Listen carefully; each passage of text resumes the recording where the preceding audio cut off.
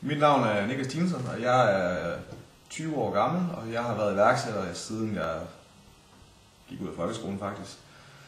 Jeg startede sådan helt seriøst op som iværksætter, da jeg gik 1. G, hvor jeg havde nogle lærere, der syntes, det var vildt spændende, at jeg var iværksætter, og så begyndte jeg at lave lidt hjemmesider, og så fik jeg meget hurtigt en stor kunde i Region Sydjylland. Og de skulle have lavet et stort undervisningssite, og det begyndte jeg så at knokle på.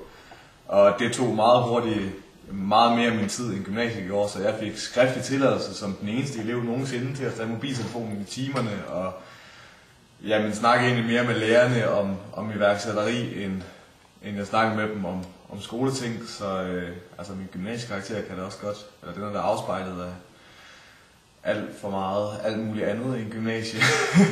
Og jeg sad og havde kundemøder i timerne og i kantinen, og jamen det var hat og briller det hele, men det var skidespændende.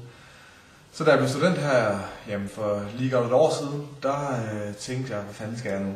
Og alle mine kammerater, de skulle i militæret eller ud at rejse, og jeg vidste ikke rigtig, hvad jeg ville. Jeg ville egentlig gerne ud at rejse, men det var der ikke penge til, og så jeg lejede et kontor, hvor jeg sidder nu, og så startede jeg ellers for alvor op som iværksætter, og sidder nu og lever af det fuldtid, og har en masse spændende kunder og en masse spændende projekter, som vi roder med.